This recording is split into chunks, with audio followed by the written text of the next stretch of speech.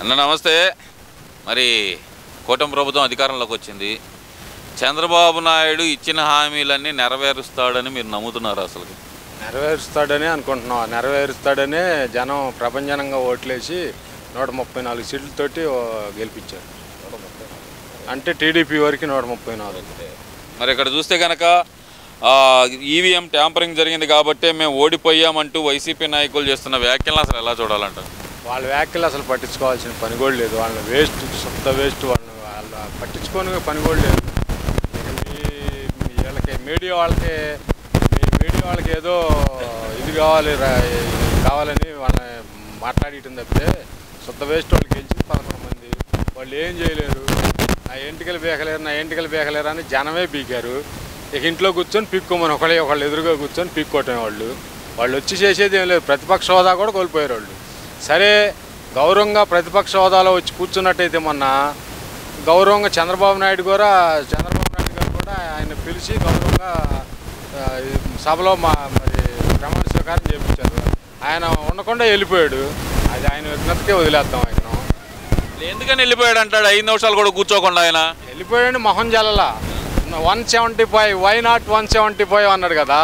175 పోయి 11 వచ్చినాయి. మధ్యలో ఒక నెంబర్ ఎగిరిపోయింది. ఇంకా నయ్యో సింగిల్ డిజిట్కే ఇది అయిపోతాడు అనుకున్నాం. ఎట్లా ఇంకో 2-3 ముక్కాడు. ఆయనకు మొహం జల్లలా. రాజధాని ఈ రకంగా నేను శ్మశానం చేశాను. ఇక్కడికి వచ్చి మనం మాట్లాడితే రాజధాని అసలు చూసే జనం కూడా ఉమ్మేస్తారు మొహానని చెప్పి మొహం జల్లకి వెళ్ళిపోయాడు. పులివెందులో కూడా లేడు. ఇప్పుడు బెంగళూరు వెళ్ళిపోయాడు కదా. బెంగళూరు వెళ్ళిపోయాడు. ఇక ఆయన అట్నే తిరుగుతూ ఉంటాడు. ఇక సరే, ఇదంతా ఒక ఎత్తు అయితే కనుక మరి ఆయన మాట్లాడుతూ ఏది అసెంబ్లీ సమావేశాలు ముందల రోజు మాట్లాడుతూ ఒక వ్యాఖ్య అయితే చేశాడు. అది కౌరవ సభ, ఇక మనకు అక్కడ పని ఉండదు, మనల్ని అక్కడ పట్టించుకోరు, మనం ప్రజలతోనే తిరుగుదాం, ప్రజలతో ప్రజా యుద్ధం మొదలు పెడదాం అంటున్నాడు కదా. మరి ఆయన యుద్ధం చేసింది చాలు. పోయినసారి చేశాడు. 5 ఏళ్ళు కూర్చున్నాడుగా, కౌరవ సభలోనే కూర్చున్నాడుగా. ఆయన కూడా మరి 151 మంది ఎమ్మెల్యేలు వాళ్ళు కౌరవులు అయినట్టేగా. మరి ఒక భాష, ఒక జ్ఞానం లేకుండా మాట్లాడారు. ప్రజలు చూస్తూనే ఉండరు. ప్రజలే చేశారు, కావాలని ప్రజలే చేశారు. ఇంటికి బేకలేరు అన్నాడు. ఇంటికి బేకకుండా పదవులు బీకేశారు శుభ్రంగా. ఇంకంతే. మరి ఇక్కడ ముఖ్యంగా చూస్తానికి ఆ రోజు ఎక్కువ మాట్లాడిన వ్యక్తుల్లో అసలు మంత్రులు ఏదైతే చంద్రబాబు నాయుడు గారిని అవమానించడంలో ప్రధాన పాత్ర పోషించిన ఏ ఒక్క మంత్రిని ఎవరిని అసెంబ్లీలో అడుగు పెట్టనివ్వలేదు. ఎందువల్ల అంటారు? ప్రజలే చూశారు. వాళ్ళ భాషకి తోళ్లు కాసుకునేవాళ్ళు, బరగొట్లు కాసుకునేవాళ్ళు కూడా మాట్లాడుకోరు అట్ట భాష. వాడి భాష కొడాల నానిగాడు. వాడు ఎట్ట జన్మెత్తాడు. వాడి అమ్మ కమ్మనా కొడుకోడు.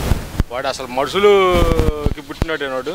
అంటే ఇప్పుడు కూడా అదే భాష మాట్లాడుతున్నాడు కదా. వాడు అది మనుషులకు పుట్టినాడైతే వాడు సరిగ్గా మాట్లాడతాడు. మనుషులకు పుట్టినాడు కాదు వాడు. ఎందువల్ల అంటారు? ఎప్పటికీ ఆ పొగరు ఎందుకు తగ్గలేదంటారు కొడాలనానికి? పొగరలేదు, పాడలేదు. ఒక్క చూపు చూశారంటే వీళ్ళు ఎటు వెళ్ళిపోతాడో తెలియదు. వాడు ఊరకు మాట్లాడతాం, మేక గాంభీర్యంతో మాట్లాడతాం. అంతే. కృష్ణా జిల్లాని సగం ఖాళీ చేస్తానన్న కేసినేని నానిని కూడా ప్రజలు ఓడించారు. ఎందువల్ల అంటారు? ఎవడైతే బలుపుగా మాట్లాడాడో వాళ్ళ మొత్తాన్ని ప్రజలు చేత్కారం చేసేసారు. మాకొద్దు వీళ్ళు ఎమ్మెల్యేలుగా మాకు పనికిరారు. ఒక శాసనసభలో మాట్లాడుకునే భాష కాదు అది. కనీసం పొలాల్లో పని చేసుకునేవాళ్ళు, బరగొడ్లు కాసుకునేవాళ్ళు కూడా మాట్లాడరు ఆ భాష. అసలు శాసనసభ అంటే విరక్తి పుట్టింది ప్రజలకి. ముఖ్యంగా ఈ ఋషికొండ ప్యాలెస్ గురించి ఏమంటారు? మీరు చూసారా ఋషికొండ ప్యాలెస్ విజువల్స్? లేదు, నేను చూడలేదు. ఫోన్లో విజువల్స్ పెడుతున్నారు. అది ప్యాలెస్ అంటే ప్యాలెస్లా, మైసూరు రాజావారి ప్యాలెస్ లాగా కట్టించుకున్నాడు. ప్రజాధనంతో పెట్టినగా 13 జిల్లాల్లో 26 పార్టీ ఆఫీసులు కట్టుకున్నాడు. ప్రతి జిల్లాకి 2 పార్టీ ఆఫీసులు. ఉమ్మడి జిల్లాల్లో అయితే కనుక 13 జిల్లాల్లో, ఉమ్మడి జిల్లాల్లో అయితే 13 జిల్లాల్లో 13 రోజులు 26 పార్టీ ఆఫీసులు కట్టుకున్నాడు ప్రజాధనంతో. ఆయనకే నేను కట్టుకుంటాడు. ఆయన సొమ్ము కాదుగా. ఏం తెలుగుదేశం పార్టీ కట్టుకోలేదా? మేము కట్టుకుంటే తప్పేంది అంటున్నాడుగా. తెలుగుదేశం పార్టీ ఎప్పుడు కట్టుకుంది? నువ్వు మరి అక్రమంగా పడేయాలిగా. నువ్వు అప్పుడు అక్రమంగా కట్టుకొని ఉన్నాయి అనుకో, మరి నువ్వు ప్రజావేదిక పిలిచినట్టు కూల్చాల్సింది ఆ రోజు పార్టీ ఆఫీసులు. మరి నువ్వు కూల్చలేదుగా. నువ్వు అవన్నీ న్యాయంగా కట్టుకున్న పార్టీ ఆఫీసులు అయ్యి. నీకులాగా అన్యాయంగా అసలు ఉడా పర్మిషన్లు కూడా లేకుండా అడ్డగోలుగా కట్టేశావు నువ్వు. ఎక్కడ భూమి ఖరీదు గల భూమి ఉంటే అక్కడ కట్టేశాడు. మంచి టౌన్లో ఎక్కడ ఖరీదు గల భూమి ఉంటే అక్కడ కట్టేశాడు. అంటే 151 సీట్లు ఇచ్చారని మదంతో నువ్వేది చేసినా జనం సొమ్ము ఈ రకం ఖర్చు చేసినా నువ్వు సరిపోయిద్ది అనుకున్నాడు. అంటే ఇన్ని రోజులు అసలు ఈ విజువల్స్ బయటకు రాకుండా పలానా దాన్ని కడుతున్నారని తెలియకుండా ఎందుకు మేనేజ్ చేశారంటారు ఆ బిల్డింగ్లన్నీ? మేనేజ్ చేశారని మళ్ళీ మనమే వస్తాము, వాటిని మనమే ఓపెన్ చేసి మనమే సొంతం చేసుకుందామని వాటిని సీక్రెట్గా ఉంచారు. మరి అలాగే చూసాక ఋషికొండ ప్యాలెస్ ఎవరికైనా అద్దెకిచ్చుకోవచ్చు అని చెప్పి రోజే మాట్లాడుతుంది కదా, మరి ఆంకే ఇద్దాం అద్దెకి, లాటరీ ఇది పెట్టుకోమను.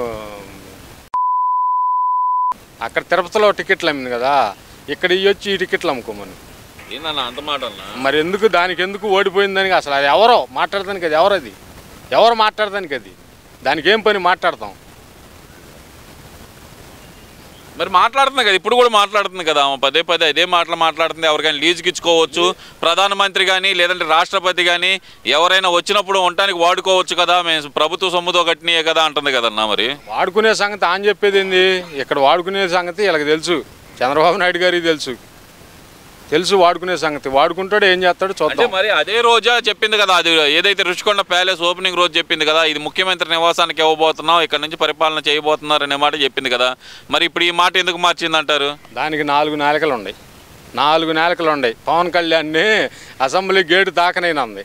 ఏం చేసింది? 21 సీట్లు గెలిచాడు పవన్ కళ్యాణ్. ఏం చేసిందామా? 4 నాలుకలు ఉండి ఏదైనా మాట్లాడిద్ది, ఎటైనా మాట్లాడిద్ది, ఏదైనా చేయగలదు. యాక్టర్ కదా వెనకటి నుంచి, నవరసాలు పండించగలిగిద్ది. ఏమైపోయిందంటారు? మళ్ళీ ఈ మధ్యకాలంలో కనపడకుండా పక్కకి వెళ్ళిపోయింది, ఎందుకని అంటారు? వెళ్ళిపోయిందంటే వాళ్ళు చేసిన అరాచకాలన్నీ బయటకు వస్తే నన్ను లోనేస్తారని సైడ్ తప్పుకుంటుంది. ఇప్పటికీ కొంతమంది ఎవరైతే గనక గతంలో టీడీపీలో పనిచేశారో వాళ్ళందరూ మళ్ళీ రావడానికి ప్రయత్నిస్తున్నారని అయితే కొన్ని వార్తలు తెలుస్తున్నాయి. ముఖ్యంగా వల్లభనేని వంశీ అనేది కొంతమంది మిత్రుల ద్వారా ప్రయత్నాలు చేస్తున్నాడని తెలుస్తుంది. ఎలా చూడాలంటారు ఈ పరిస్థితి? ఎందుకు వాళ్ళు వచ్చి ఉపయోగం ఉంది? ఒక కనీసం ఫస్ట్ నుంచి ఒక కార్యకర్త వచ్చినా ఉపయోగం ఉంది. అసుంటాళ్ళు వచ్చినా ఒకటే, రాకపోయినా ఒకటే వాళ్ళు.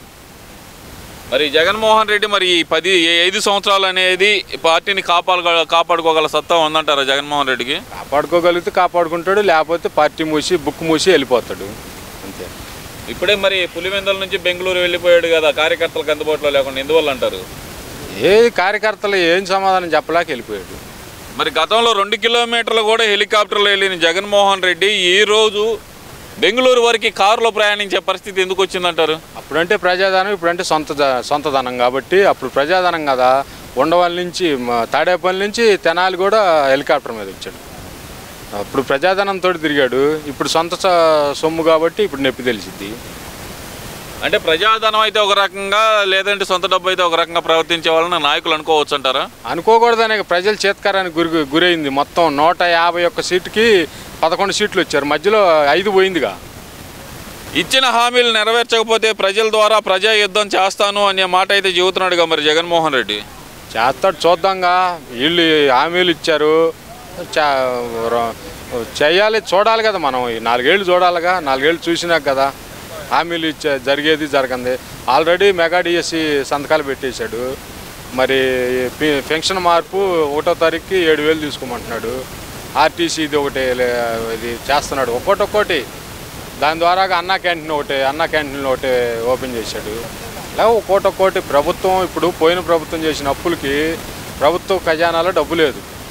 ఈయన ఎక్కి కరెక్ట్గా 1 వారం రోజులు ఛార్జీ తీసుకొని ఇవన్నీ సమకూర్చుకొని అన్నీ చూసుకొని, ఒక పక్క రాజధాని, ఒక పక్క పోలవరం, ఇవన్నీ చూసుకొని ఆయన అన్నీ ఒక్కొక్కటిగా నెరవేరుతాడు అనుకుంటున్నాం. పోలవరం కూడా పూర్తి కావడానికి 4 ఏళ్ళు పట్టొచ్చు అనే మాట అయితే చంద్రబాబు నాయుడు గారు అంటున్నారు కదన్నా. పరిస్థితి ఎలా చూడొచ్చు అంటారు? పట్టొచ్చు అంటే వీళ్ళు 5 ఏళ్ళలో వీళ్ళు పీకిందే లేదు. అక్కడ ముళ్ళ పొదలు పెరిగినాయి, అమరావతిలో పెరిగినాయి, పోలవరంలో పెరిగినాయి.